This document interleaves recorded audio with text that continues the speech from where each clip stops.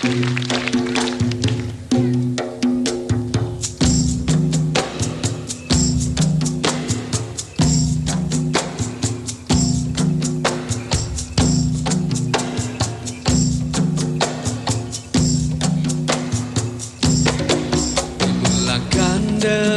bismillah, disudahi dengan alhamdulillah.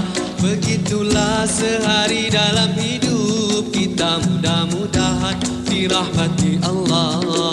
Dimulakan dengan bismillah.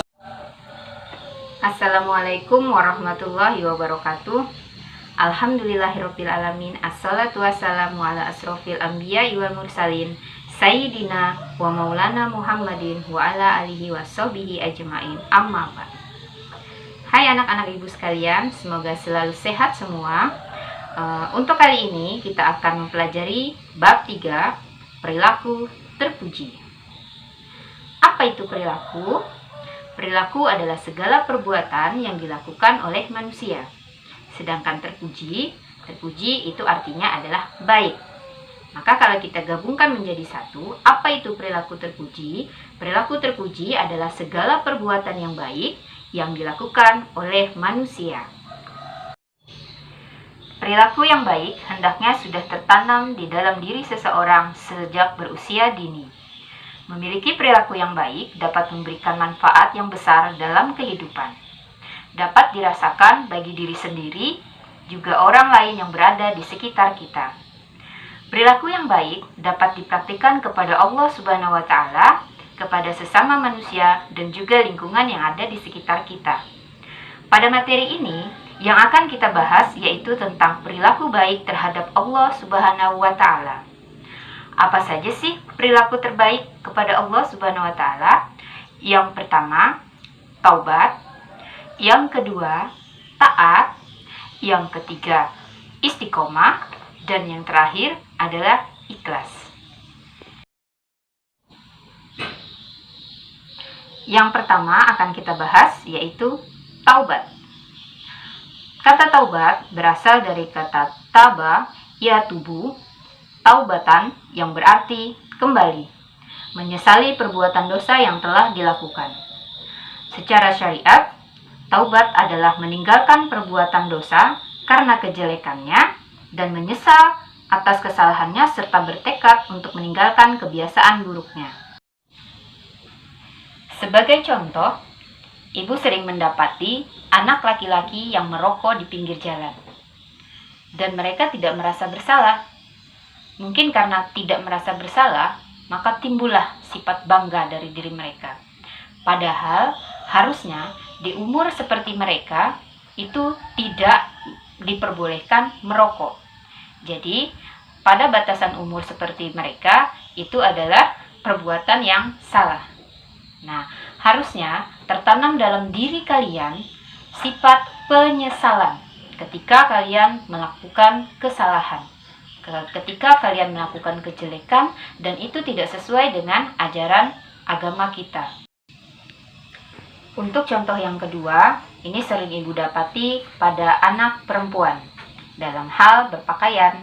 Nah, di sini yang sering didapati adalah masih banyak anak perempuan yang memakai pakaian yang tidak sesuai dengan syariat. Berpakaian, bajunya ketat, celananya ketat.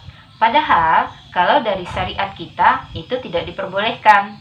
Nah, harusnya berpakaian sesuai dengan syariat, menutupi daripada bagian-bagian tubuh kita yang memang tidak boleh terlihat oleh orang lain. Jadi, dari kedua contoh yang ada tadi, diharapkan kalian memiliki rasa penyesalan di dalam diri karena sudah melakukan kesalahan, kejelekan yang tidak seharusnya kalian lakukan. Tanamkan penyesalan di dalam diri kalian sehingga bertobat adalah sesuatu yang harus kalian lakukan agar kalian dapat menjadi orang-orang yang beruntung. Sekarang kita ke hukum bertobat. Apa hukum bertobat? Hukum bertobat adalah wajib. Jadi, bertobat kepada Allah termasuk perkara yang diwajibkan di dalam Islam. Sebagaimana dalam firman Allah, Quran Surah An-Nur ayat 31, yang berbunyi, A'udzubillahi minasyaitonirrajim. Wa tubu ilallahi jami'an ayyuhal mu'minuna la'allakum tuflihun. Artinya, dan bertobatlah kamu sekalian kepada Allah, hai orang-orang yang beriman, supaya kamu beruntung. Sesuai dengan firman Allah tersebut, makanya kita diwajibkan untuk bertaubat agar kita sebagai manusia menjadi manusia yang beruntung. Untuk yang kedua yang kita bahas pada materi ini adalah taat. Apa itu taat? Taat secara bahasa artinya patuh. Menurut istilah, taat berarti selalu mengikuti petunjuk Allah Subhanahu wa taala dan menjauhi segala larangannya. Nah, di sini itu akan menjadari bahwa diri kita dapat menghindari daripada kesalahan-kesalahan yang terjadi. Karena apa? Karena kita memiliki perilaku taat dalam diri kita. Di sini tidak hanya taat kepada Allah dan Rasul, tetapi juga sebagai manusia kita harus taat kepada orang tua, guru, dan pemerintah. Pada halnya di sini sebagai contoh, ketika pandemi yang terjadi di negara kita harus mentaati pemerintah. Bagaimana cara mentaatinya?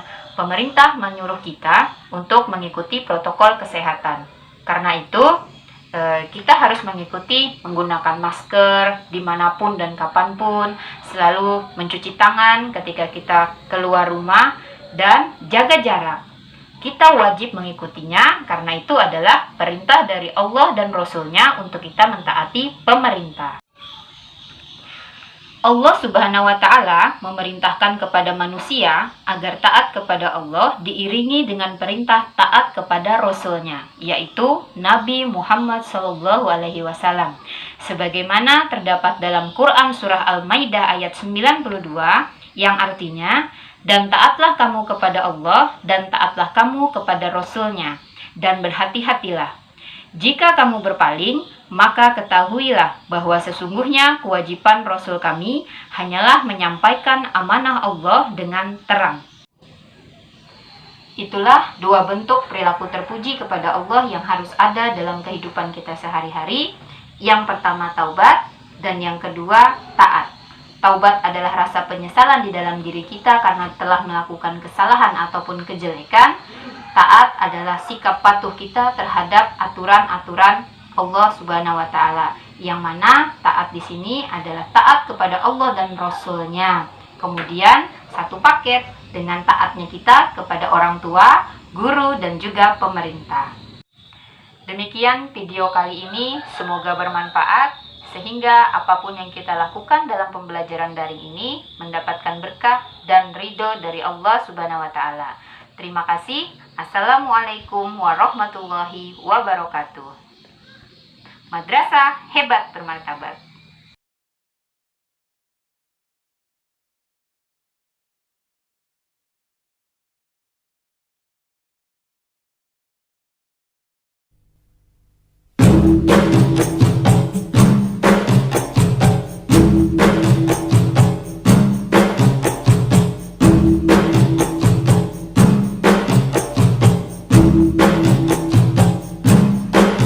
Dimulakan dengan Bismillah, disudahi dengan Alhamdulillah. Begitulah sehari dalam hidup kita, mudah-mudahan dirahmati Allah.